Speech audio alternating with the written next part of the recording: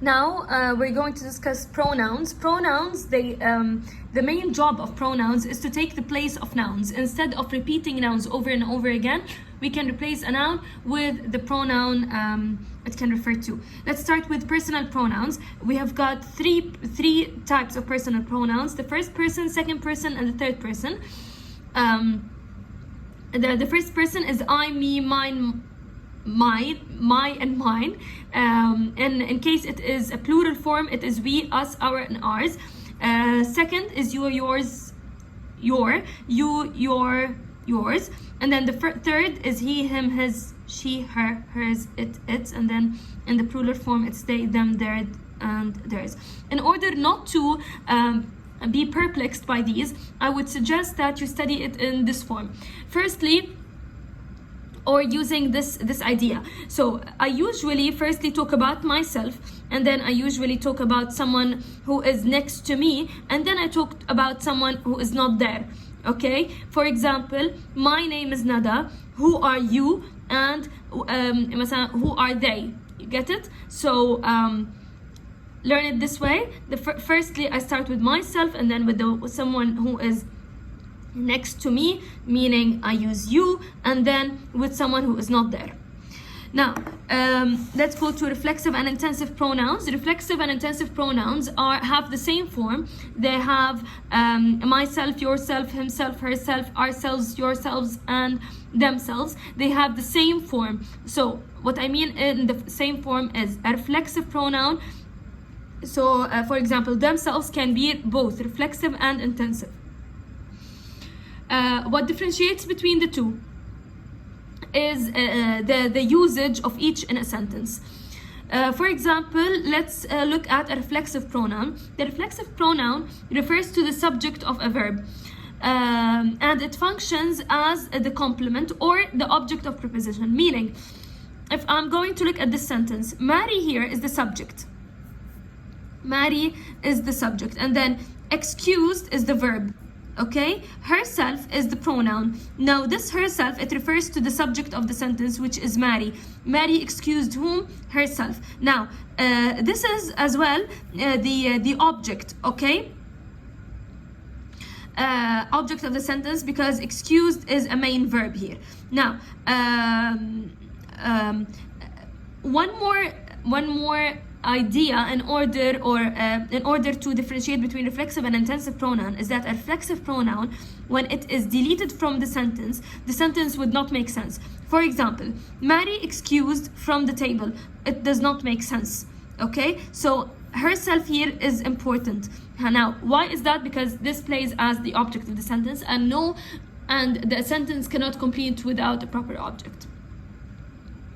For example, he said the mastermind was in fact himself. If, for example, if I delete himself here, it won't make sense. He said the mastermind was in fact, and then who was it? No. They took extra biscuit for themselves. Even if I delete it here, they took extra biscuits for, and then this would make no sense. That's why themselves here, himself or herself, are considered to be reflexive pronouns.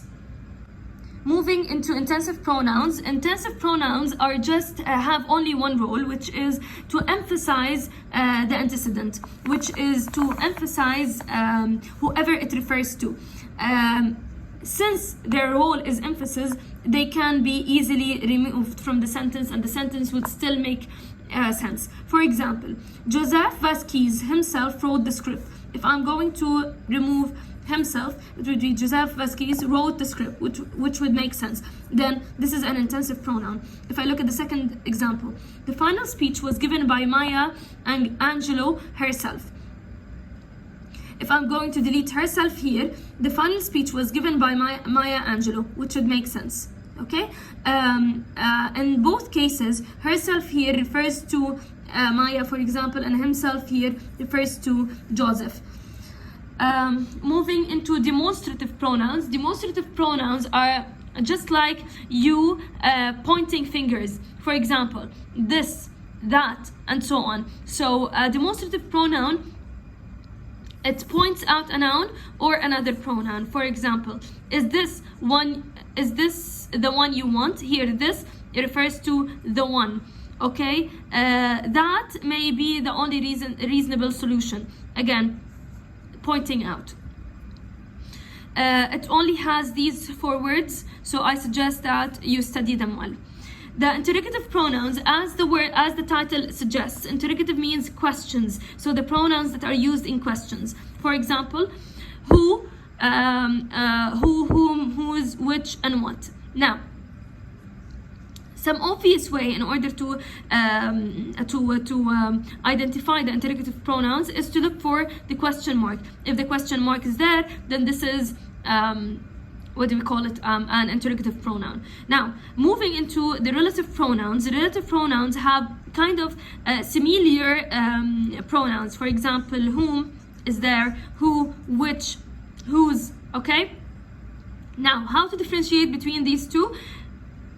Yani, obviously, because this is a question while this is not.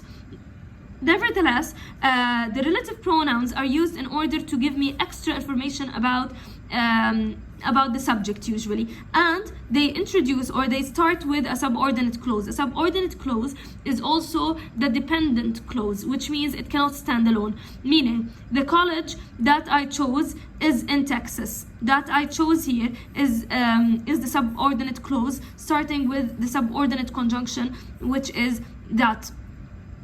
Sorry, or it starts with the relative pronoun, which is that. That here refers, or that I chose refers to the college. The woman who chairs the committee is my aunt. Again, who chairs the committee is the subordinate clause. Who here refers to the woman, and it is a relative pronoun. Why isn't it considered to be an interrogative pronoun? Because it's not a question, it's a sentence.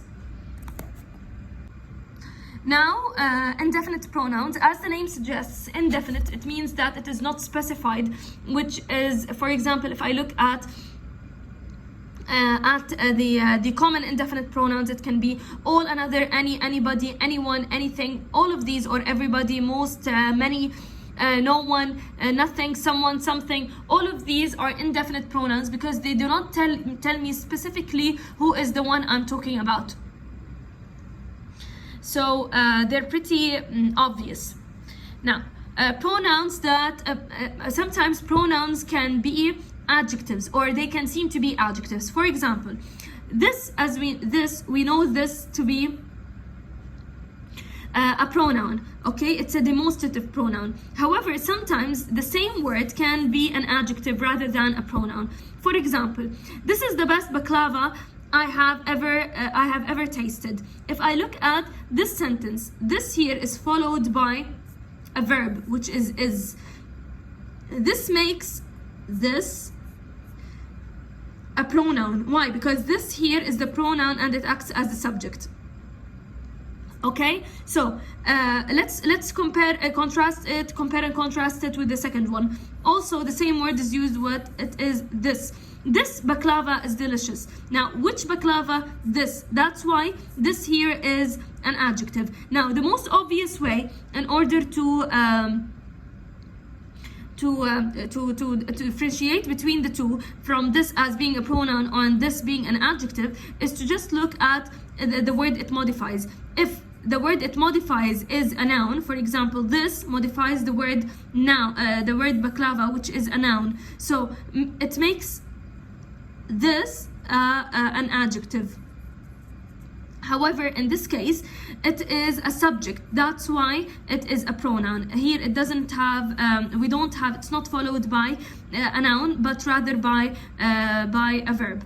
That's why it is a pronoun. Get it? So, in order to know if it's an adjective, it should be followed by a noun that it modifies. If not, then it's going to be followed by a verb. For example, which room is yours? Now, room is a noun. Okay, so which here modifies room, then this is an adjective.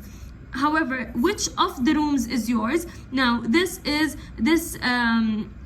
is a pronoun that refers to the rooms, referring to the rooms, and the object of preposition is of.